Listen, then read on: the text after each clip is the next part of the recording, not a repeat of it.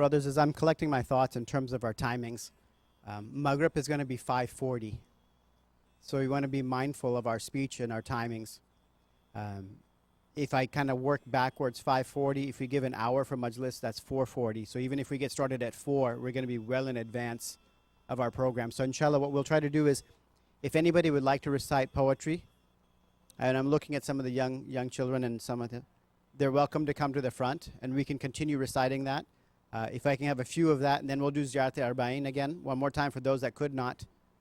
As a reminder as well, if you haven't done Asr Namaz, you're welcome to do that as well. You can do that in the back.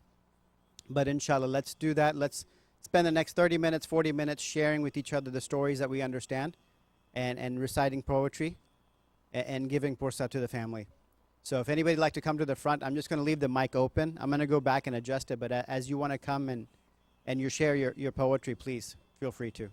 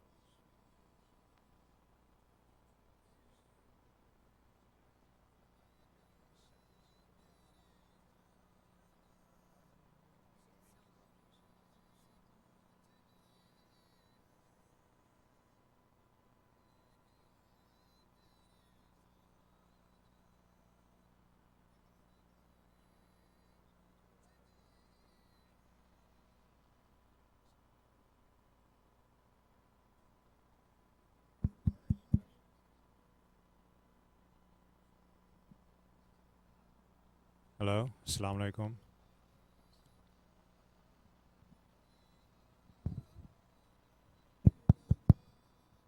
Can you hear okay? Yes? Okay. Assalamu alaikum. We'll just start the program. We're going to have Zain Sajak recite a little poetry. This is taken from a website called Al Mujtaba, and this poetry, it's a poem for Arba'in, and it's written by Brother Ali Rizwan Shah. Please recite a loud salawat for the brother.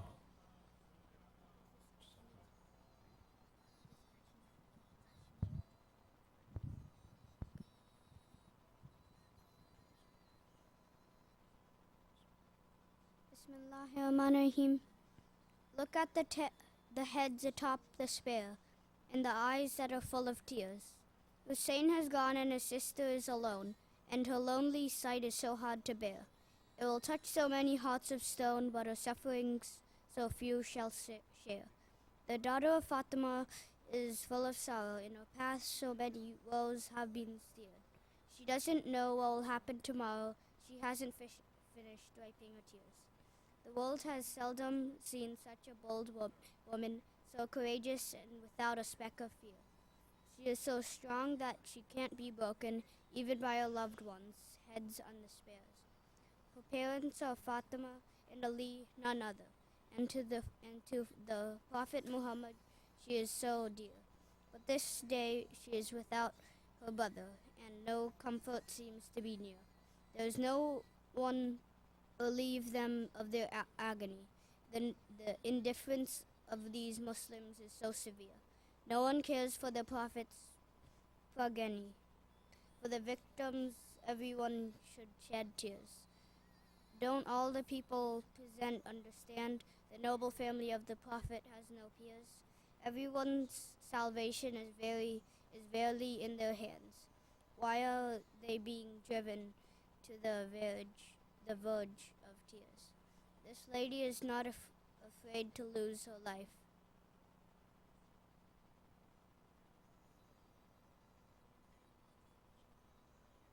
This lady is not afraid to lose her life. She speaks out against cruelty without fear. To spread her brother's message, she strives, breaking everyone's heart with her silent tears. On hurting the innocent, the cruel are bent, but these wicked plots fail, and she preserves her. She faces calamity with her spiritual strength. She is anguished, but hold back her tears. The tyrants wanted to crush the struggle, but it shall never end, and also our tears. Everyone is moved on hearing her troubles. Karbala is and will be remembered each year. In the storm sea we've not yet set ashore. Many evil minds would want to stop our tears, but this mourning will continue forever more, with cries of Ya Hussain ringing in our ear.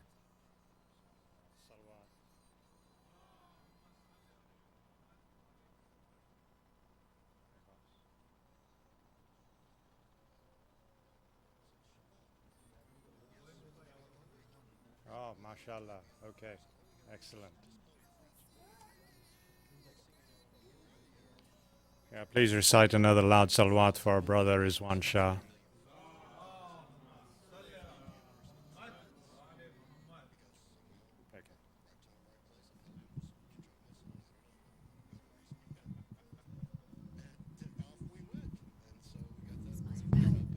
Okay.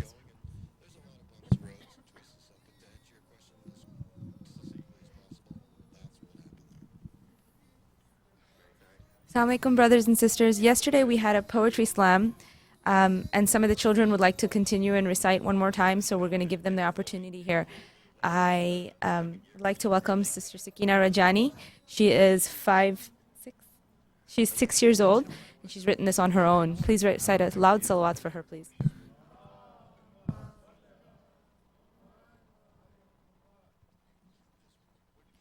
Bismillahirrahmanirrahim. The children all around me cry. because their mouths are dry. Amr Abbas went to get us water, but they made him into a martyr. Now our hands are held together by a chain. The enemy look down upon us with disdain. I miss my innocent little baby brother. I cannot wait to be reunited with my father. Salawat.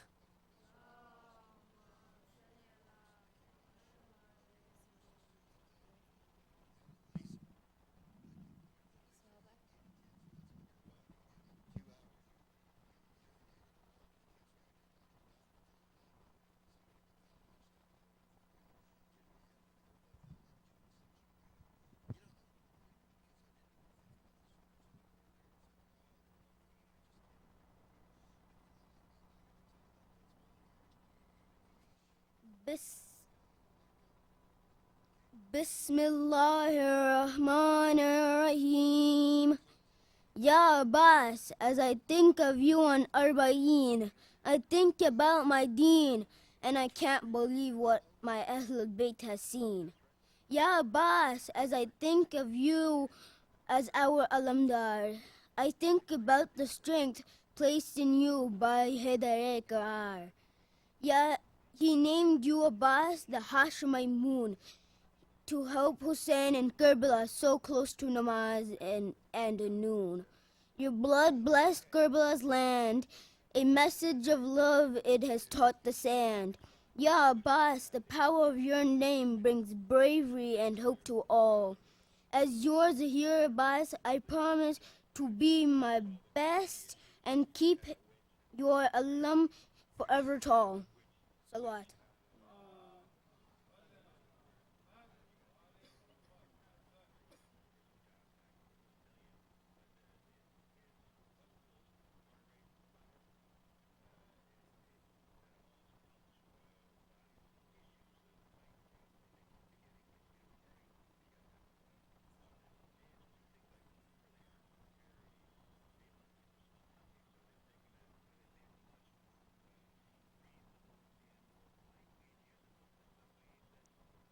Assalamu alaikum.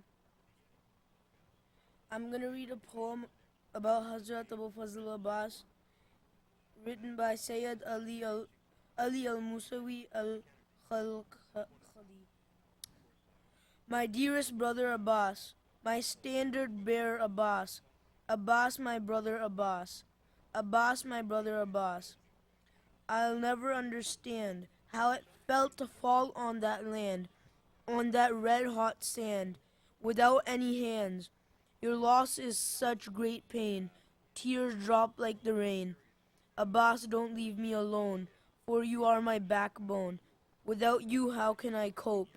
You are my only hope. Life's hard now that you've gone. Abbas, my back has broke. Hussain, remove the blood. Around my eyes they flood. So for a last time I see the lovely face of thee. Abbas, I have a request. Before you meet the rest, before you leave this nest, to call me Ya Akhi. You never said that to me. We've lost someone who's dear. Abbas is no more here. Your loss is so hard to bear. Clothes of grief I shall wear. Surely you've passed the test. You are among the best. Remembering you is a must. On that day help us. From Abbas we must learn, now that it is our turn, how to remove the nafs, how to clean ourselves. Salawat.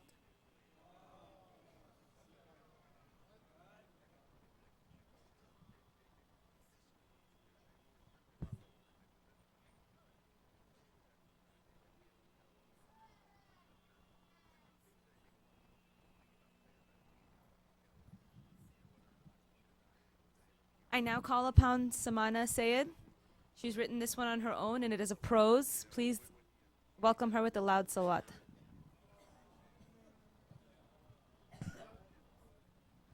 Assalamu alaikum, everyone. This poem is titled "Salams to my Mola, Salams to my brother," and this talks about this takes place in Arba'een when they come back to Karbala. Assalamu alaikum ya Mawla Hussain ibn Ali. Surely what you did on Ashura, you displayed such bravery. Such bravery even I couldn't compare, because you still fought after the wafat of Ali Asghar. Now Lady Zainab and Lady Rubab return to see the battlefield of the oppressive war. The battlefield where Sakina cried of thirst, but the cries are heard no more. Lady Rubab looks desperately for Ali Asghar, looking for the grave of the youngest martyr. When she could not find him, wa askara, she cries for him. Lady Zainab was saddened when she saw her sons Muhammad and On, when she saw Akbar, Qasim, Hur, and Abbas, but she stayed strong and gave her salams. O Ali Akbar, my sons, Muhammad and On, I still do not weep as the days go on, for your sacrifice has given me strength, not misery and weakness, but courage. O Qasim, your father is proud of you. You did not fear death, as it was sweeter than honey to you. Your mother is proud of you. She does not cry. Now she looks upon you with honor and pride. O Horror, you were an enemy, but you stood with my brother, free of infamy. Your name was your destiny. In this world you were free. In the next world you are free. O Abbas, my brother, you fought bravely for Hussain.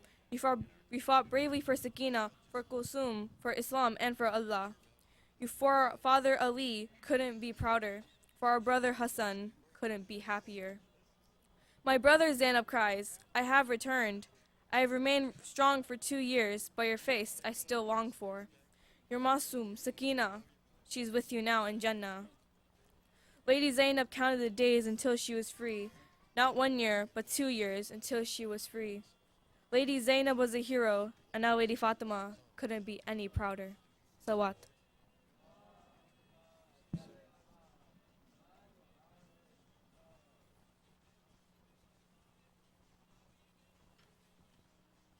Brothers, we have another young reciter. She's 6. Her name is Naila Fatima. Please welcome her with a loud salat.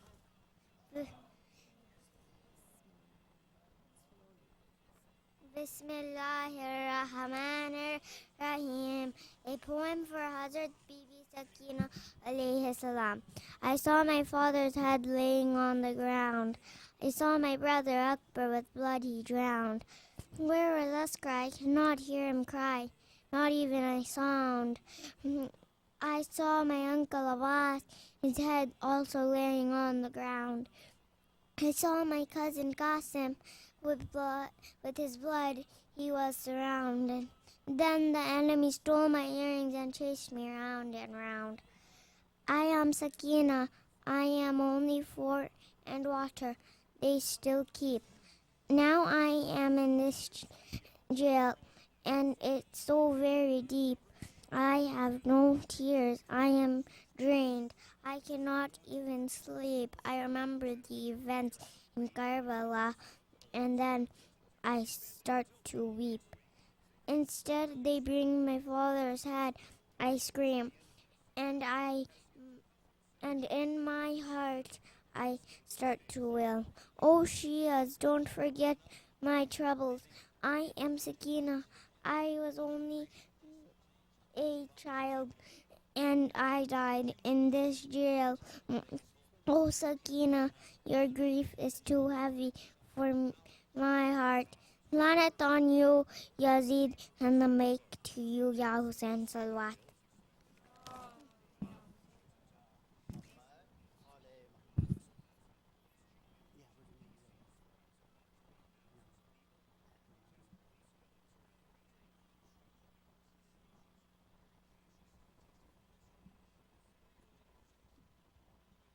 Brothers and sisters, I'm going to invite Brother Syed Gulampur to recite Ziyarat Arba'in with a loud salawat, please.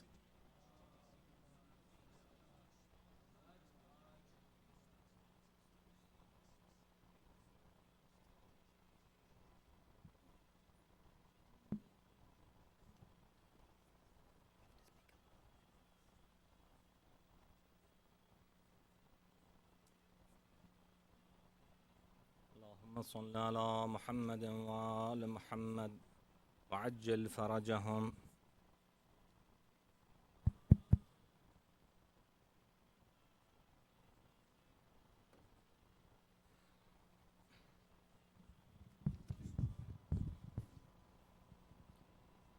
بسم الله الرحمن الرحيم. السلام على ولي الله وحبيبه، السلام على خليل الله ونجيبه، السلام على صفي الله وابن صفيه، السلام على الحسين المظلوم الشهيد، السلام على أسير الكربات وقتيل العبرات. اللهم إني أشهد أنه وليك وابن وليك وسفيك وابن سفيك، الفائز بكرامتك، أكرمته بالشهادة وهبوته بالسعادة واجتبيته بطيب الولادة وجعلته سيدا من السادة وقائدا من القادة وذائدا من الضادة، واعتيته مواريث الأنبياء وجعلته حجة على خلقك من الأوصياء، فاعذر في الدعاء ومنح النؤوس وبذل مهجته فيك ليستنقذ عبادك من الجهالة وحيرة الذلالة، وقد توازر عليه من غرته الدنيا وباع حظه بالأرذل الأدنى وشرى آخرته بالثمن الأوكس، وتغترس وتردى في هواه وأسخطك وأسخط نبيك، وأطاع من عبادك أهل الشقاق والنفاق، وحملتها الأوزار المستوجبين النار، فجاهدهم فيك صابرا محتسبا حتى سفك في طاعتك دمه واستبيح ريمه. اللهم فلعنهم لعنا وبيلا وعذبهم عذابا أليما.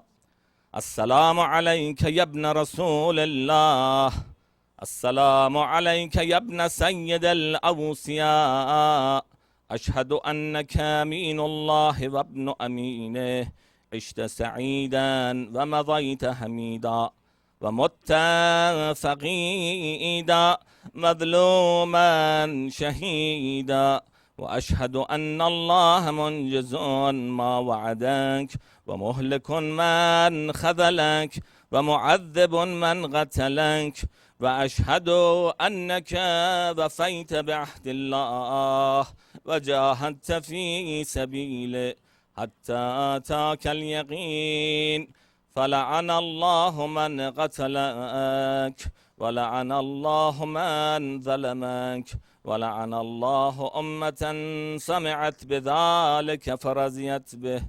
اللهم إني أشهدك أني ولي لمن والاه وعدو لمن عاداه، بأبي أنت وأمي يا ابن رسول الله.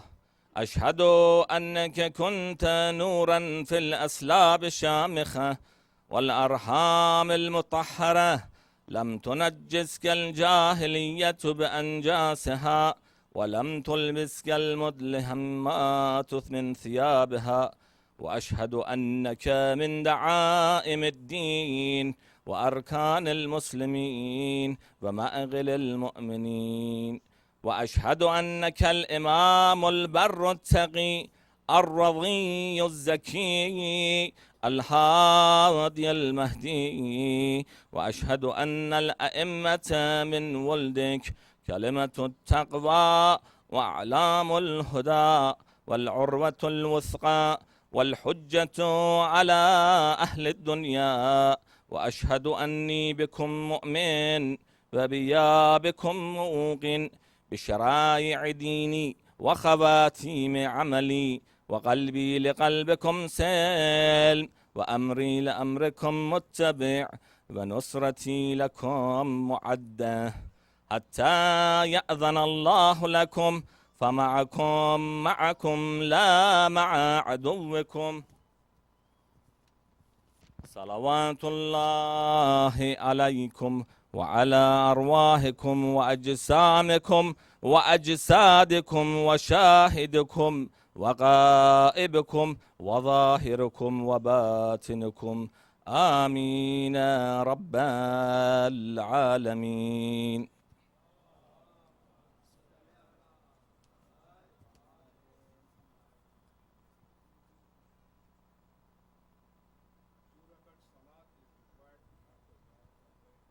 Brother and sisters who hasn't joined on time, if they want to recite two rakat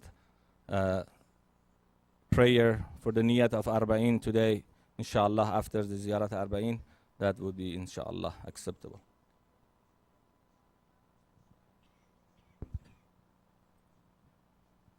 Let's go ahead and recite the 2 rakat salat right now, and then inshallah we'll invite the Maulana to the member. Har Muhammad wa ali Muhammad salawat.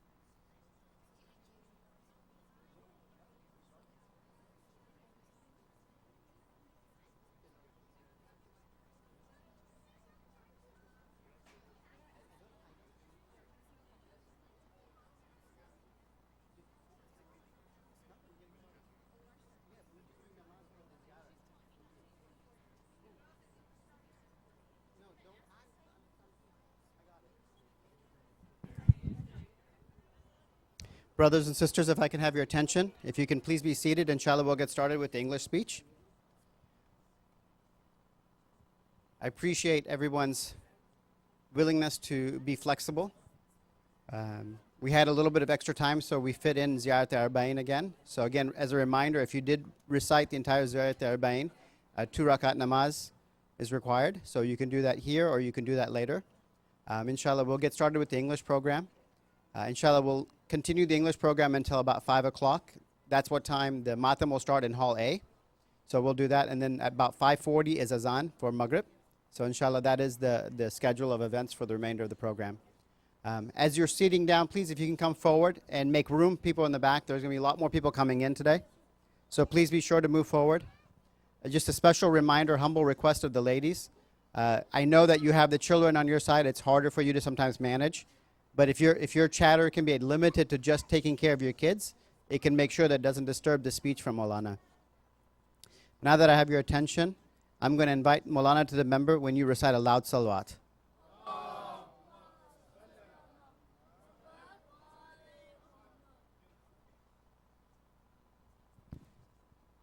Another loud salawat, please.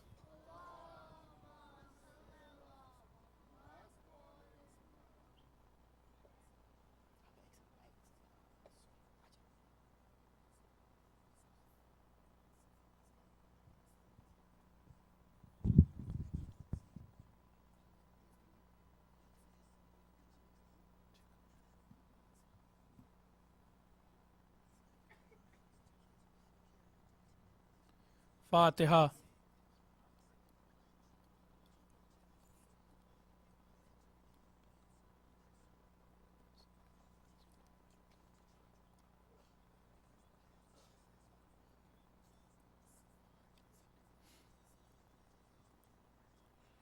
MOMIN, may I request you to kindly recite Surah Al-Fatiha and also Surah Al-Tawheed thrice for all marhumin and all shuhada, especially those who were martyred recently in Pakistan, Afghanistan, Iraq and Syria.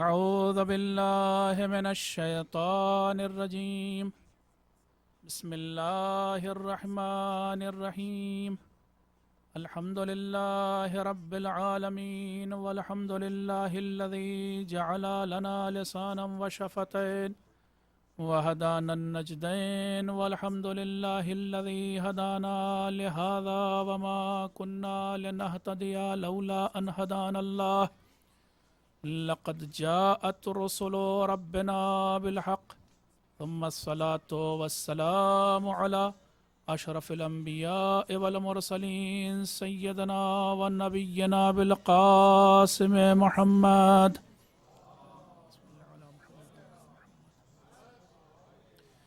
وعلى أهل بيته الطيبين الطاهرين الذين أذهب الله عنهم الرجس وطهرهم تطهيرا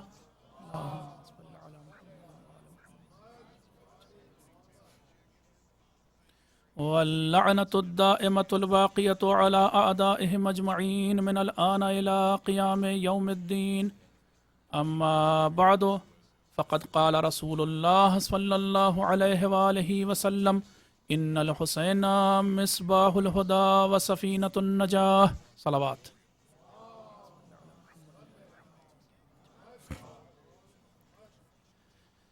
As you are well aware that the hadith which I have chosen for these majalis is the hadith, famous hadith from the Prophet sallallahu alaihi wasallam.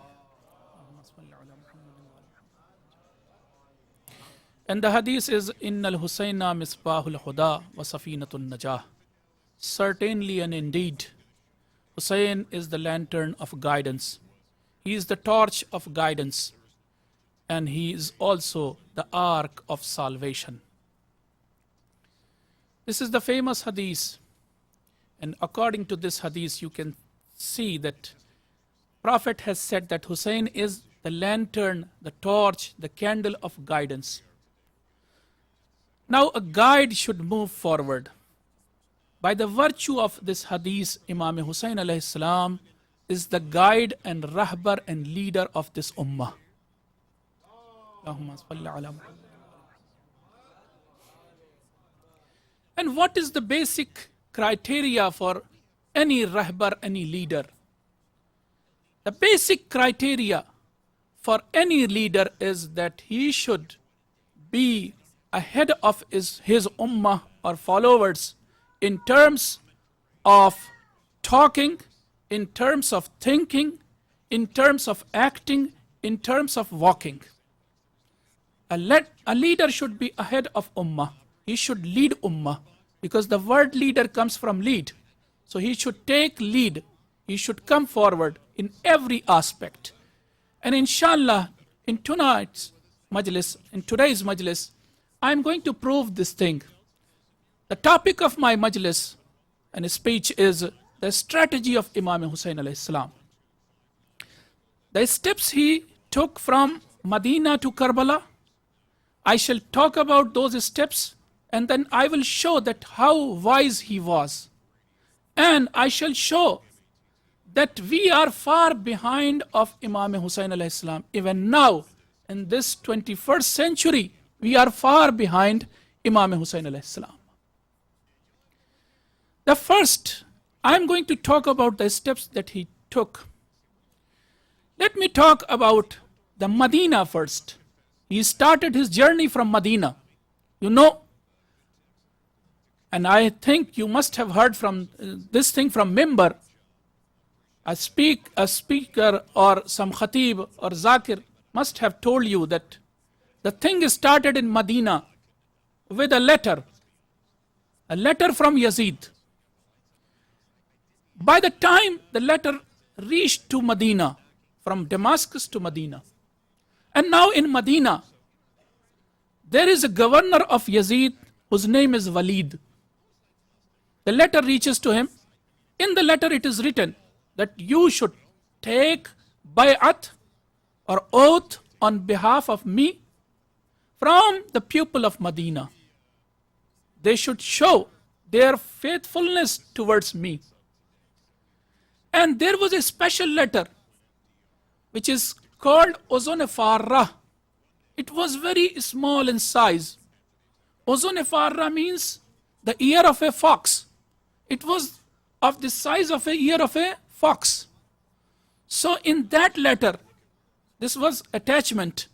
In that small piece of paper, it was written that take this bay'at, especially from Hussain and Abdullah ibn Zubair and Abdullah ibn Umar.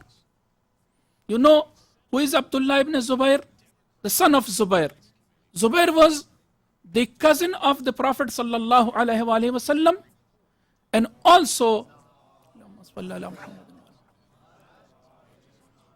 one of the famous Sahabis. His son is Abdullah ibn Zubair, and Abdullah ibn Umar is the son of the second caliph Umar.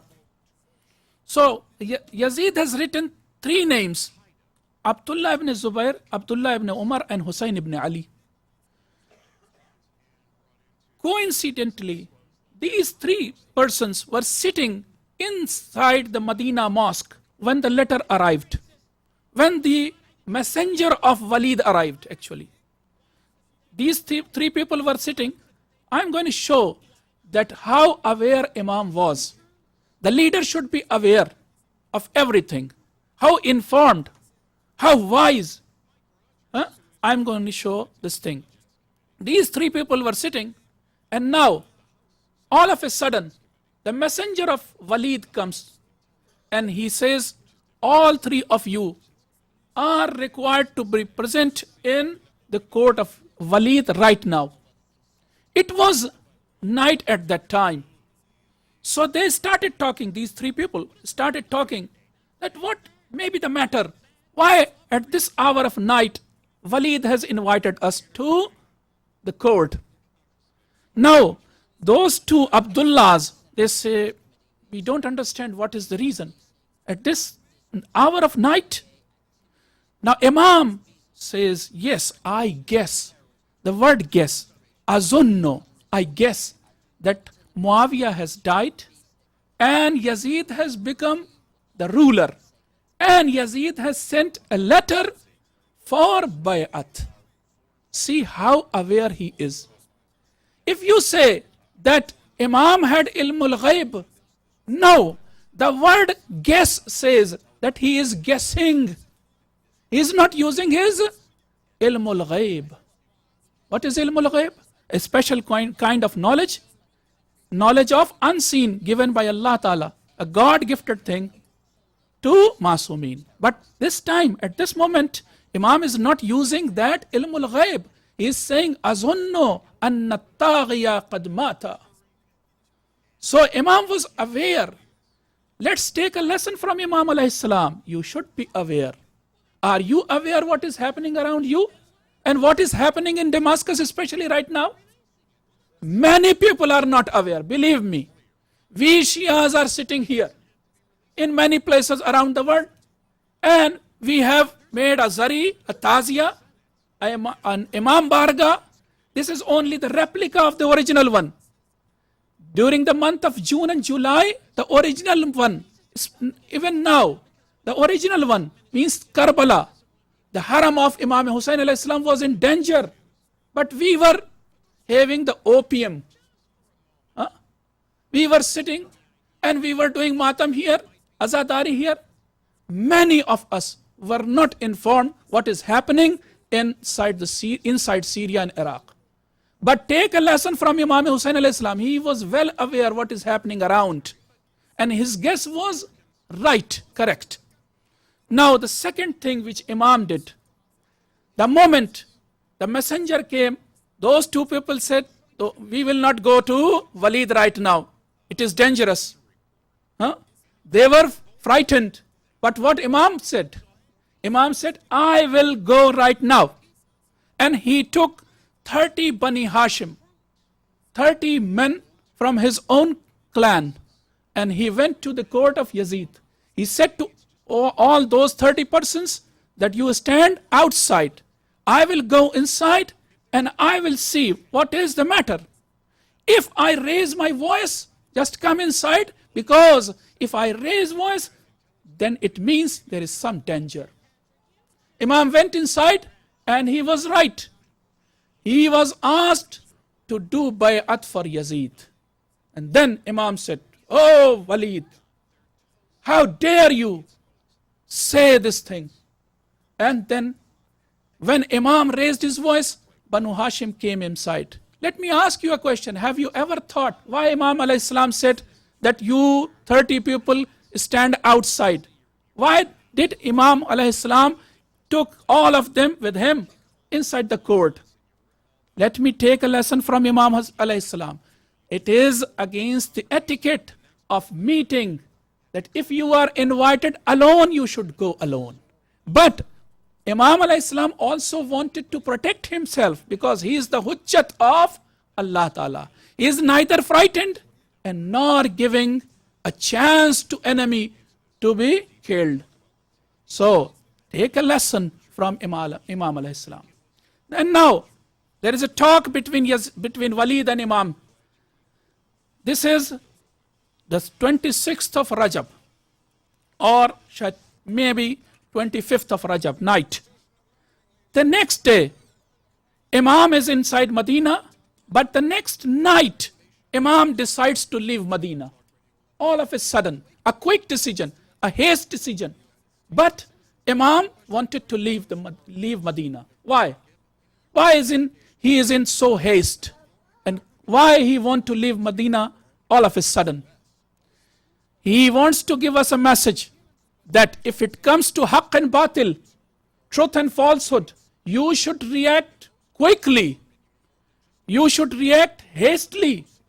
You should react fastly. Why?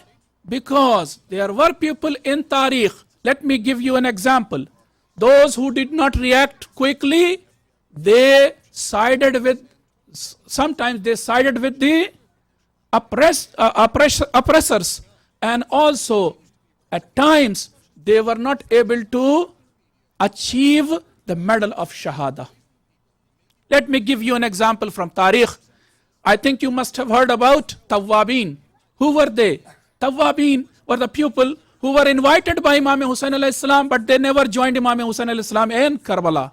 They were left in Kufa. They were listening to the news which reached Kufa, but they never joined. Later, they repented. These people were called Tawwabin. Why? Because they didn't react on time. Let's take a lesson from Imam alayhi salam. If it comes to haqq and batil, you have to react right away. Okay? Don't delay. If you delay, you will lose. They were the losers. Tawwabin could receive shahadat with Imam Hussain alayhi salam, but they never joined. So they didn't receive shahada. Now the next step Imam takes. Imam leaves Medina. Somebody came to Imam alayhi salam and said, why are you taking the main route? Why don't you take some hidden route to Makkah? He said, no, I am not frightened. I am leaving Medina because Medina is not good for living now. Because the people of Medina are not favoring haqq. So I am leaving Medina, but I am not frightened. I will take the main route. On the other hand, Abdullah ibn Zubair took the hidden route and reached to Makkah. This is the basic difference between a real leader and between a false leader, fake leader. Now in Makkah, let me ask you, why Imam Hussain alayhi salam went to Makkah? Can you tell me what was the reason? He had so many choices before him. He could go to Yemen, he could go to Misr, he could go to Sham. And especially if we were there, we would have moved towards Sham. Why? Because the ruler is in Sham. Ruler is in Damascus. So if you want to protest, go and protest in front of ruler. Why don't you protest there? And believe me, on many occasions, we behave like this. Let me ask you a question before I move further. If you are supposed to demonstrate or protest against something, which place do you normally choose for that demonstration or protest? Normally these days, people choose UNO. UNO headquarters is chosen, and then people go there and shout, give slogans. But is it appropriate to go there? Has UNO any power right now? It is helpless organization. It needs help. Why do you go and demonstrate in front of UNO? So, see, Imam Hussain alayhi salam is ahead of us. He never went to any other city. He went to Makkah. He chose Makkah. Why Makkah? Because Makkah is the central place of Muslims.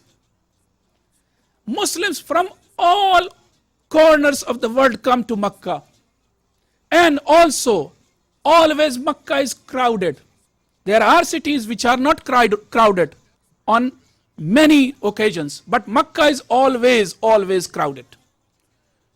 So Imam chose this thing and he went to Makkah, and then he started giving the speeches. Let me conclude and take a lesson from him. If you are supposed to do any demonstration, take a place, choose a place which is the right place. Let me once again, befarsi mein gyan ke bar na khure ho. Don't mind this thing, but on many occasions when we take out our julus, our demonstration, we take some place which is not crowded. We do something in suburbs of the city. And again, Imam chose which season. Imam was there for 6 months. In Makkah he was there. And during this 6 months, he was delivering speeches in his favor. Take a lesson from Imam.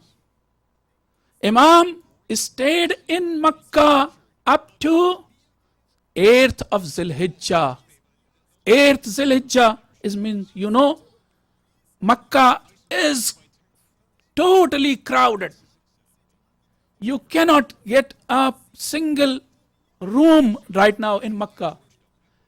During those days, Makkah was filled by Hajis on 8th of Zilhijjah. Imam chose this day, these days and the place.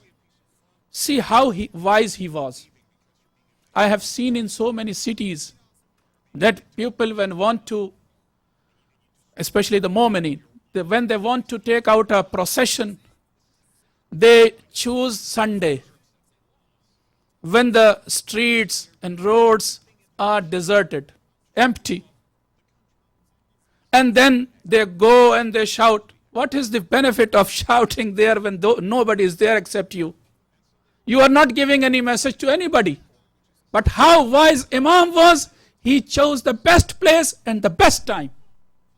And he raised there his voice against the oppressor. Let me tell you an example. Few years back in New Jersey, people, MOMIN of New Jersey, decided, I think 10 years back, I was there. I heard the announcement. At that time, I was not in the New Jersey, but before the program, I heard the announcement that they are going to do a procession and demonstration in Washington, D.C. on the day of Baqi, the 8th Shawwal. But because the weekend was not on the 8th of Shawwal, they chose the weekend, the nearest weekend. And now they were supposed to do this demonstration in front of Saudi embassy. Okay? They hired some buses. Even the buses came from Chicago. And all buses, all people gathered in front of Saudi embassy, but the day was Sunday. The Saudi embassy was locked. Nobody was there to listen to their voices. Nobody was there to take the memorandum. So this is the condition of Ummah. See how wise we are and how wise our Imam was.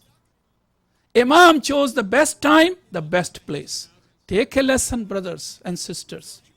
Choose the best time and choose the best place and tap the potential that you have in your hand. Read a salawat for Imam alayhi salam.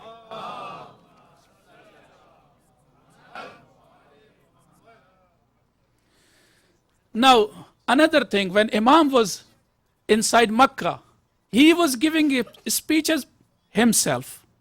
He never asked Abdullah ibn Muti or Abdullah ibn Zubair to give some speech in his favor. No. But what happens when we do some kind of program? Let me quote another example. In many cities of United States as well as in India, Pakistan, elsewhere, people hold Hussain Day. Hussain Day is a day when Imam Hussain is remembered. In this kind of program, Hussain Day, many non-Muslims are invited. And many non-Muslim speakers are invited. So, let me tell you, there was a Hussain Day. Believe me, it was not a Hussain Day. It was organized by Shias. They rented a hall in a hotel. They spent so much money on food, everything, and they invited speakers from Jewish community, from Christian community, from Buddhist, from Hindus. Okay. Now, most of the speakers, when they came to podium, they said, I don't know about Imam Hussain alayhi salam. But let me tell you what the Jewish faith is. They started doing their own tabligh. They used your dais. They used your podium.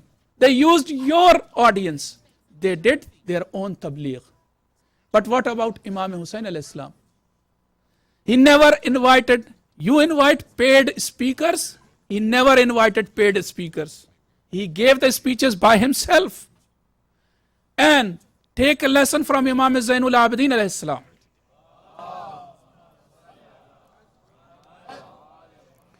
Imam Zainul Abidin alayhi salam gives us a lesson that instead of inviting paid speakers, invite paid listeners. What did he do? If you refer to Tariq, history, you will find that Imam Zainul Abidin alayhi salam, after returning from Karbala, he didn't have any ashab, any companion, any follower. So what did he do? He started buying slaves. It was the time of slavery. He bought 100,000 slaves during his imamat of 35 years. And it was the practice of Imam that he would buy the slaves and he would train them. He would teach them, train them, and he would convert them. And then on the eve of Eid, he would liberate them.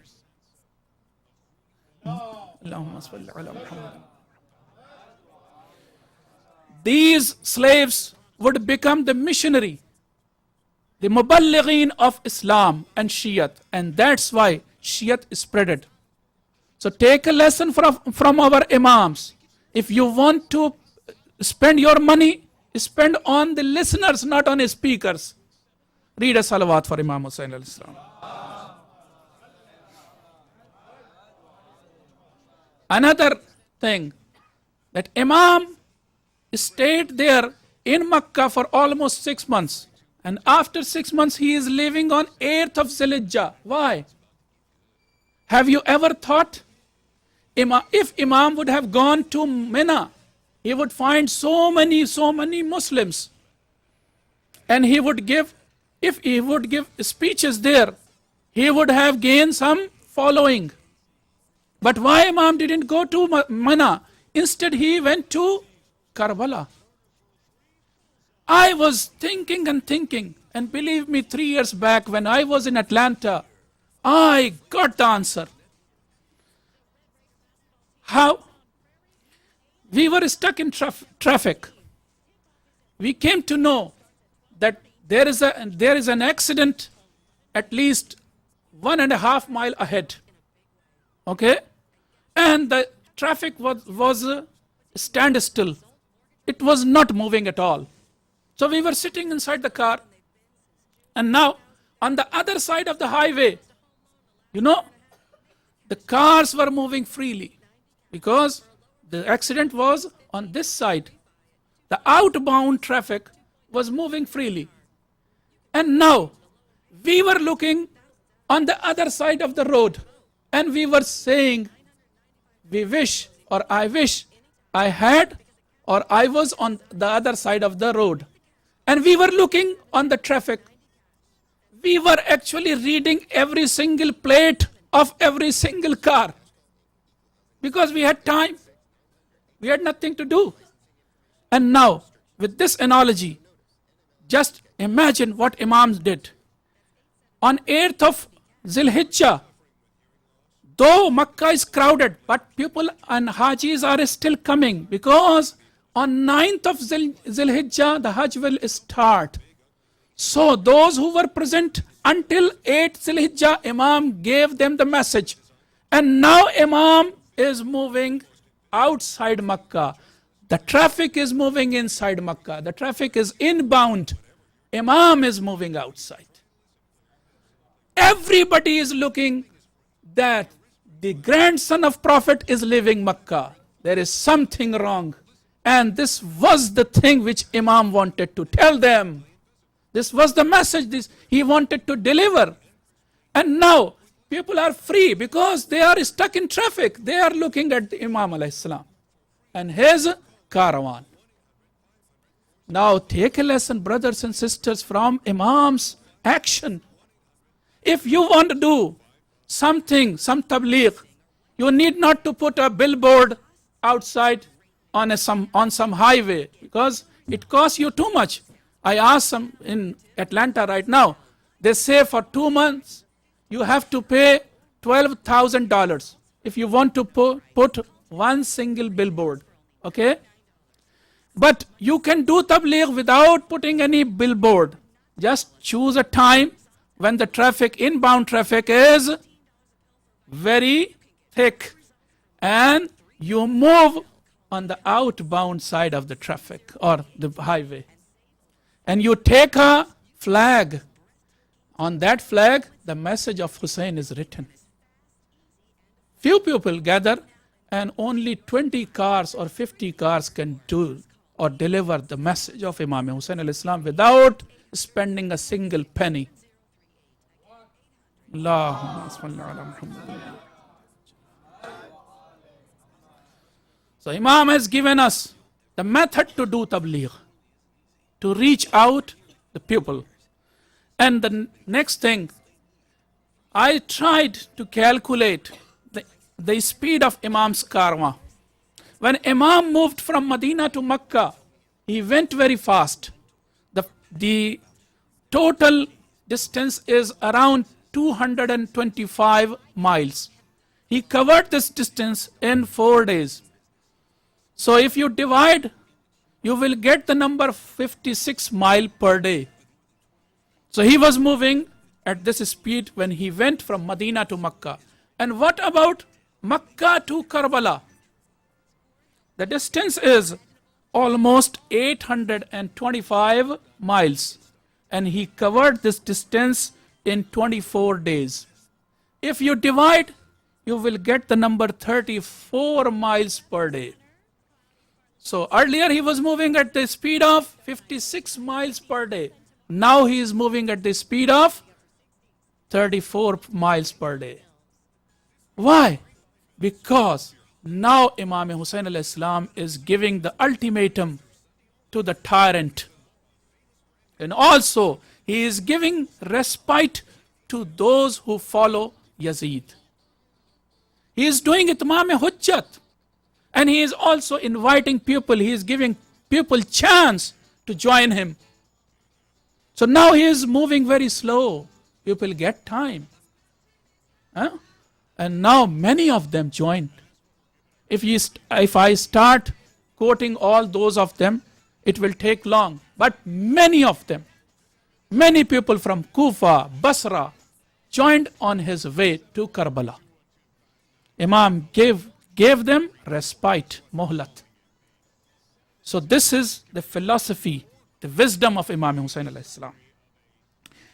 And let's move a little further. When Imam alayhi salam reached to Karbala, some people say that he was supposed to achieve martyrdom, shahadat. So his sole purpose was to receive shahadat, he could start fighting right away on the 2nd of Muharram. Have you ever thought, why did Imam alayhi salam wait for 8 days for Roze Ashura? Have you ever thought this thing? There is a maslahat. There is a wisdom in this amal, in this action. Again, he wanted to do itmam hujjat, to give ultimatum to the tyrant people, to Yazid, to Ubaidullah ibn Ziyad, to Umar ibn Saad, to Shimr. And he also wanted to give time to Ahlul Haq so that they can join during this time. So, brothers and sisters, if you want to achieve something, try to give others some time. And let me give you another thing. Have you ever thought that why Imam Hussain alayhi salam took ladies and children from Medina, ladies and children of his household from Medina to Makkah and then Makkah to Karbala? If Imam alayhi salam was supposed to receive shahadat, he could go alone. Why did he take so many children with him? You know what? You know why? Read a salawat and then I will tell you.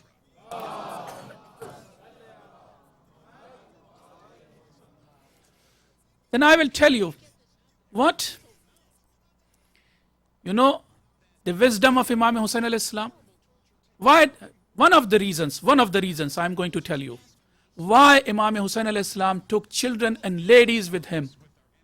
It was a big event of Islam, the martyrdom of Imam Hussain alayhi salam, the martyrdom of his companions. And he didn't want to go it unnoticed. He wanted it to be noticed. Those days, there were no journalists or reporters. But Imam was so wise. He took 50 cameras in the shape of 50 children and 2 reporters in the shape of Imam Zainul Abidin and Imam Janab Zainab Salamullahi alayha.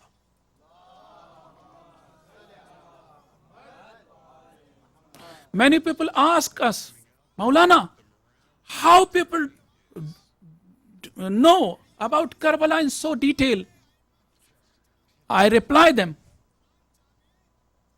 because Imam Hussain alayhi salam took too many children with him and too many ladies. These were all the reporters of Imam Hussain alayhi salam. When they returned to Medina, they had seen everything, they had witnessed everything. So brothers and sisters, take a lesson from Imam Hussain alayhi salam. I remember when because few years back in smartphones, right now we have cameras, but few years back, let's say 15 years back, the camera was some other device, separate device, and phone was some other device. On many occasions, I'm telling about myself. When I was going for some ziyarat, I forgot the camera. But see how wise Imam Hussain alayhi salam is. He is going to sacrifice his own life. He is going to sacrifice the life of his household and companions. But he doesn't want to get or to go this event unnoticed. So he took camera. Though he was in haste, he left Medina hastily, but he took cameras and reporters with him. Take a lesson from Imam Hussain alayhi salam. Whenever you have a big event, take camera and take reporter with you. Read a salawat for Imam Hussain alayhi salam.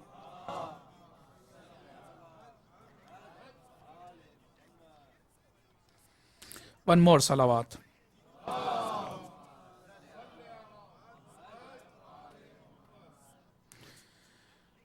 And now, after reaching Karbala, what was the first step of Imam Hussain alayhi salam? Can you tell me? He purchased land for his grave, for the graveyard. When we go to some strange land, when we move to a new city, we always go and we start finding a good house in a good neighborhood. But we never think about our qabr. But Imam alayhi salam gave us message that if you move to a new city, the first thing that should come to your mind is your grave. You should buy a land for your grave. You think about the best neighborhood for your house, but you never think that, nauzubillah, your qabr may be among Christians or among Jewish people.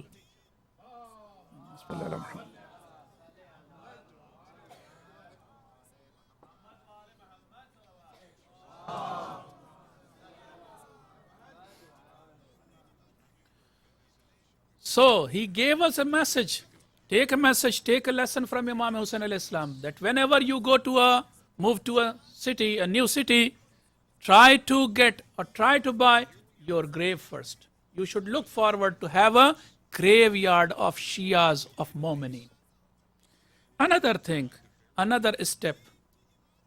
If you refer to the book of Maqatil or Tarikh or history, you will find that on his way, from Makkah to Karbala, Imam alayhi salam said to his companions so many times that if you want to leave me, you can leave. but I will continue my route, my journey. Why? Why Imam alayhi salam didn't say that I am also leaving? The leader, let me give you the reason. The leader should prove himself. And Imam is proving himself. He is saying on one of the occasions when he met the Lashkar of Hur, they prayed together, and after the prayer, Imam stood up and gave a speech. In that speech, he says, Ayyuhan nas, qala Rasulullah sallallahu alayhi wa alayhi wa sallam. O people, Rasulullah has said, what? Man ra'a sultanan ja'iran. If a person witnesses that a jair, that a tyrant person has become a ruler, and the ruler is changing haram and halal, and the ruler is also opposing the sunnat of Rasulullah, and the ruler is also breaking the covenant of Allah Ta'ala, and the ruler is also behaving with people with oppression and tyranny. In that case, if such a person doesn't move, doesn't show any reaction, كَانَ حَقًّا عَلَى اللَّهِ أَن يُدْخِلَهُ مَدْخَلَهُ. It will become incumbent on Allah Ta'ala that He will send the witness to Jahannam. Because this witness, this person who is witnessing, the tyrant person, is not protesting against the tyrant. It is the duty of every single Muslim that he should react against the tyrant.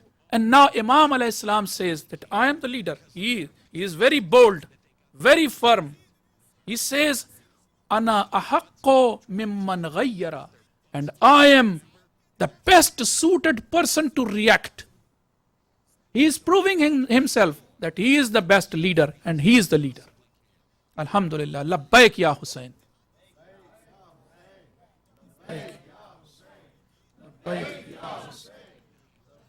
Ya Hussain. Read a salawat for Imam alayhi salam.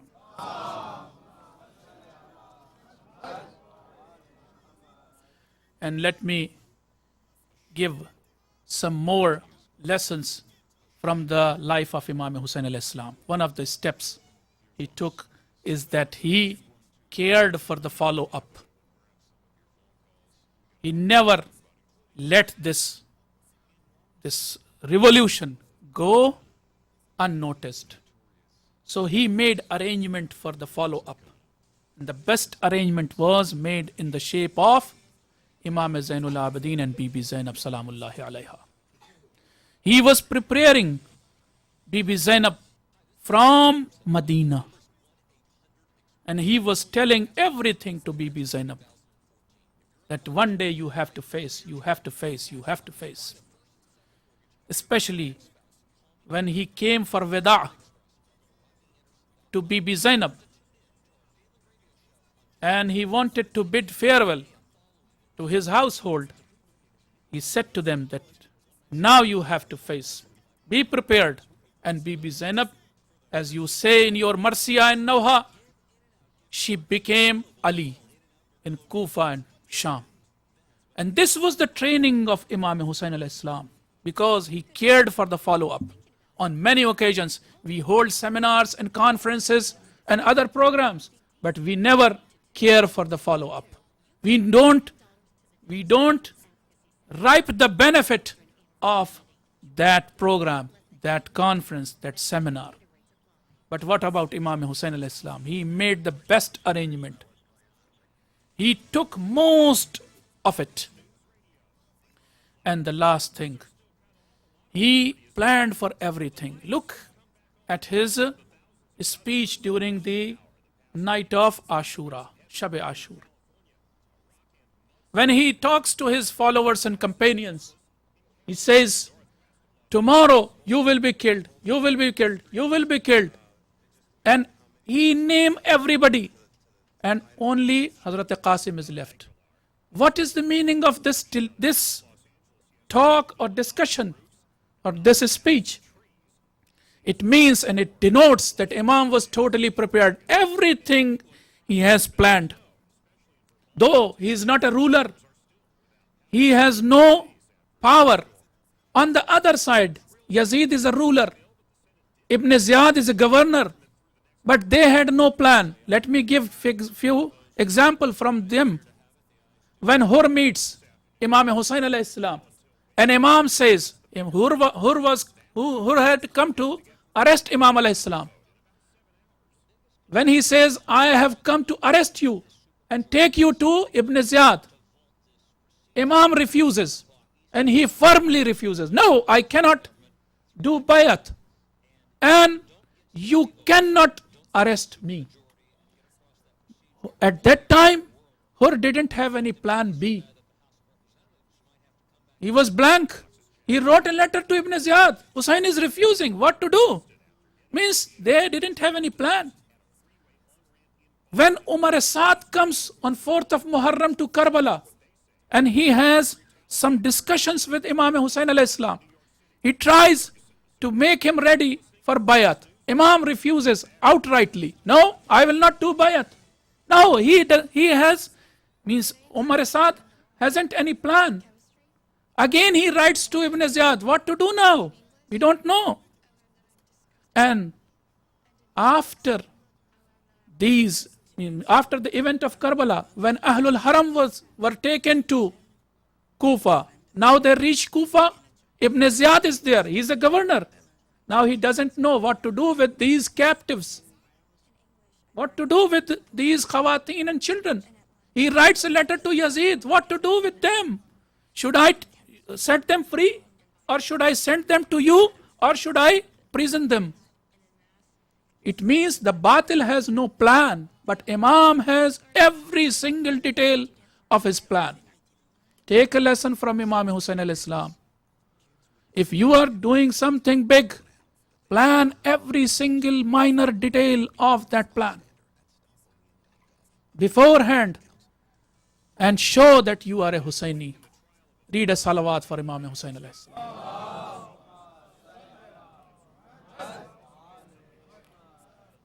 With these words, we have to do some matamdari too. I want to finish, but brothers and sisters, start reading Karbala. Start reading between the lines of Karbala. And then you will come to know what Hussain was. Now we can say, and we can proudly say, that Alhamdulillah, Hussain is our leader. 1400 years back, he had plans in such a way that even today people take lessons from him. People put billboard, they show Gandhi and Charles Dickens and other personalities that they took lesson from Imam Hussain alayhi salam. Believe me, people until the day of Qiyamah will continue to take lesson from Imam Hussain alayhi salam. Labbaik ya Hussain. Labbaik ya Hussain. Labbaik ya Hussain. And now a few words in Persian of Musibat. Read a salawat first.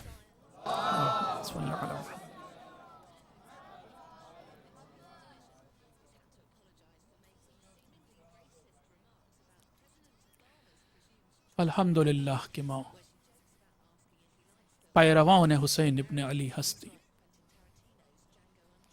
अगर Majali بود من برای شما یه چند تا شعر به اردو می خوندم می فهمیدید که حسین کی بود ولی حالا بگذارید یه چند کلمه مصیبت البته من که روزه خون نیستم ولی از تاریخ میتونم یه چیزی برای شما بگم که چه گذشت در کربلا میدونید که چه روزی هست که به این روز اربعین میگویند روزی هست که مردم میرن برای زیارت حسین دیشب گفتم که اونهایی که شانس آوردند الان دیگه در حرم حسینی هستند این زیارت از کجا شروع شده از همون زمانی که اهل حرم آمدند روز 40 به کربلا. 2 قصه راجع به 40 نوشته شده هستا. قصه اول میدونید، میگن که زائر اول قبر حسین علیه السلام حضرت جابر ابن عبدالله انصاری بود. جابر کی بود؟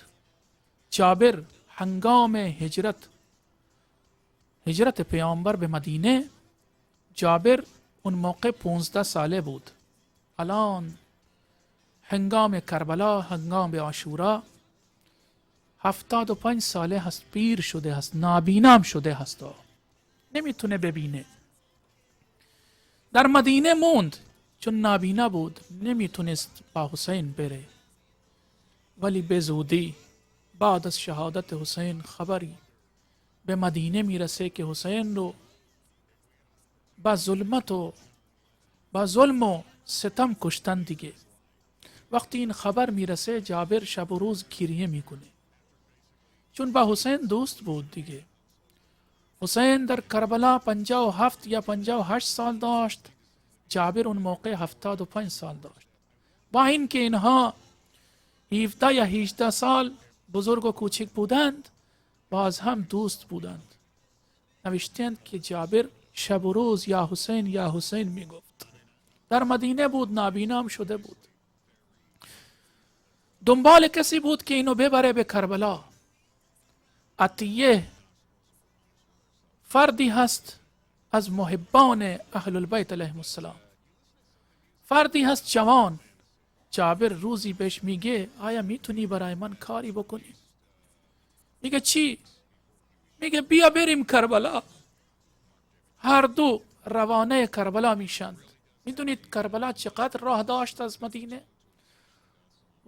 حدود 1100 میل راه بود دیگه. این فرد نابینا، این صحابی پیامبر از مدینه حرکت میکنه میره به کربلا. بعد روز 40 میرسه به کربلا. اونجا در آب فرات غسل میکنه. بعد سعد کوفی رو که به صفوف بود، به شکل صفوف بود، میاندازه، خودش رو خوشبو میکنه. بعد پای برهنه به طرف قبر حسین روانه میشه. به عطیه میگه هر وقت به قبر حسین رسیدم به من بگو دیگه. وقتی رسید به قبر حسین، عطیه میگه الان دیگه شما پهلوی قبر حسین هستید. میدونید جابر چی میکنه؟ میفته روی قبر حسین. بعد میگه یا حسین یا حسین یا حسین. چندین دفعه میگه، جوابی نمیاد. به حسین سلام میده، جوابی نمیاد.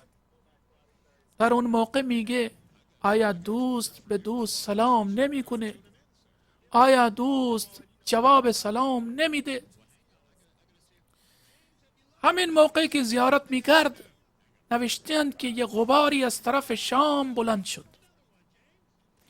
عطیه به جابر گفت کسانی دارن میان به طرف ما.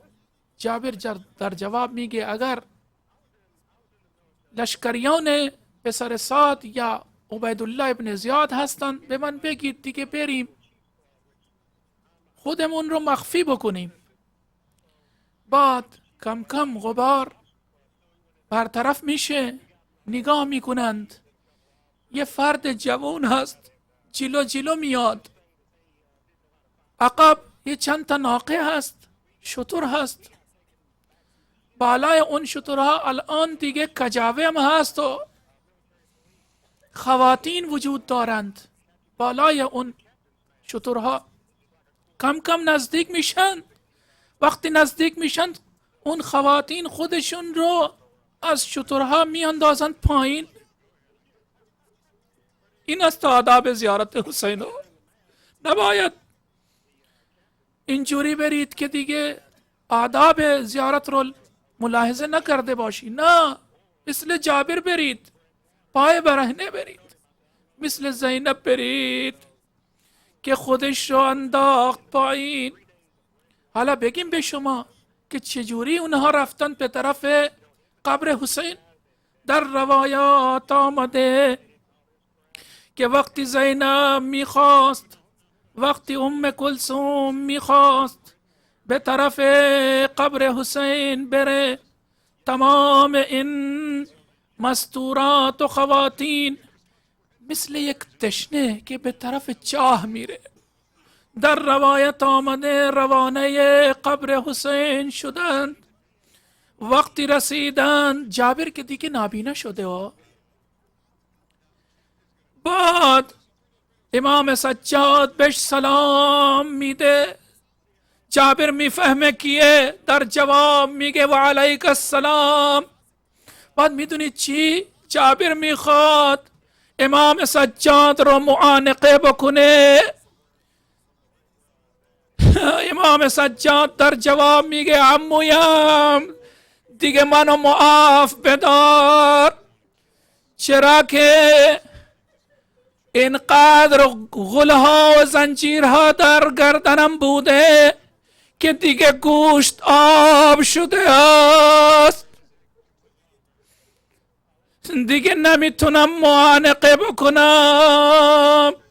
صلی الله علیک یا ابا عبدالله، السلام علیک یا ابن رسول الله، السلام علیک وعلى جدک وابیک، السلام علیک وعلى امک واخیک، السلام علیک وعلى اختک وبنیک، السلام علیک وعلى كل مستشهدين معك ورحمة الله وبركاته.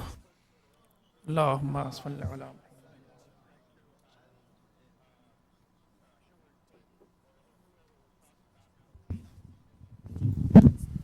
Brothers, if we can move to Hall A, inshallah, Matam has probably started already over there. Inshallah, 5:40 will be Maghrib and Salat, and then we'll have Niyaz, and then the remainder of the program. Bar Muhammad wa ali Muhammad salawat.